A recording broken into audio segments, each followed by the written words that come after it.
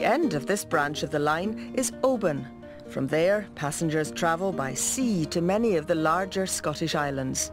The talk of the place when I arrived was the derailed train, as Oban Times journalist Louise Lee told me. Businesses already are saying, oh, you know, we're going to struggle because the train's not working and there's no alternative for people, the road's not working either. And you can imagine how that feels for so many people in the town. They can't go to hospital appointments. They can't go and visit their families who are elsewhere.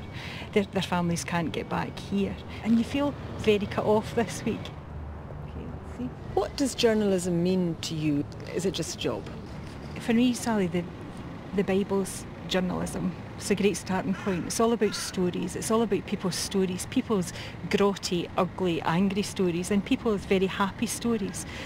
You think about a story and you think, well, how can I get a hard edge to that, or something that will make people engage with it? But perhaps within the storytelling of the angry things and the awful things that happen in life, people learn something that allows them to live their life in a different way. How difficult is it as a journalist, as a reporter, to get at truth? I think there are lots of truths in life, and one person's truth could be very different from another person's. And so if I report something and someone really disagrees with what I've said, thankfully Oban's a town where they'll phone you up and tell you that they absolutely disagree with what you've said. And that's okay. It's okay sometimes for people to disagree with what your truth is. But I would hope as a journalist that you allow people to have their voice rather than you give them a voice. And I think that's the truth-telling within journalism.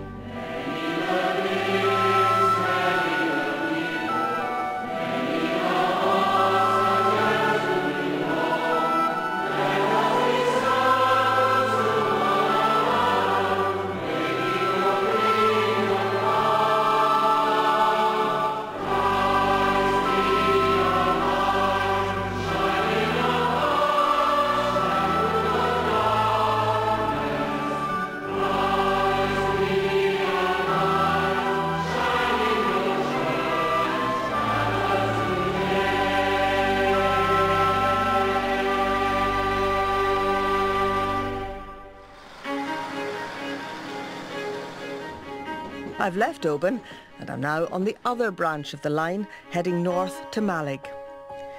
It travels through some of the wildest and most extraordinary countryside in Britain, and I'm particularly looking forward to crossing Rannoch Moor. Ranach Moor is 50 square miles of impenetrable peat landscape, one of Europe's great wildernesses. Building the railway here took years because all the foundations just disappeared into the bog.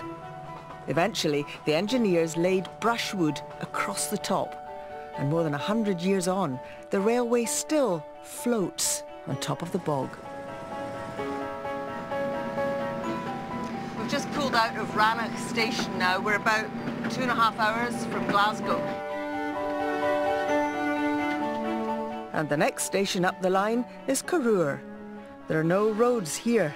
The only way in is on foot over rough track or by train.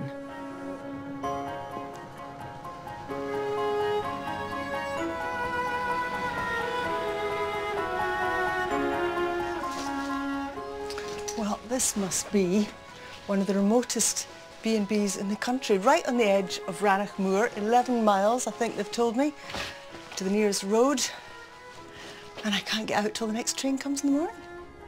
Believe it or not, it's 10 o'clock at night now, and I've got an early start tomorrow, so I'm off to bed. Early next morning, the London to Fort William sleeper rolls through. You can leave London on a Friday evening, spend Saturday and Sunday here walking in these magnificent hills, then take the sleeper back to London in time for Monday in the office. And there's a choice of accommodation. Not bad considering we really are in the back of beyond. As well as my new hostel, there's another one a mile up the track. It was built in the 1890s by the owner of this estate who wanted to construct for himself a new lodge at the other end of Loch Ossian. So he had an entire steamer ship brought up to Cathedral on the railway in a specially made carriage, and that ship then plied its way up and down the loch, carrying first building materials for the new lodge and then guests who were transported across the moor here from the station in a horse and trap. And that boathouse has been a youth hostel since 1932.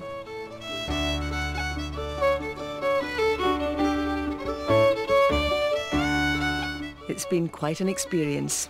You feel so small amid this vast landscape and these huge hills.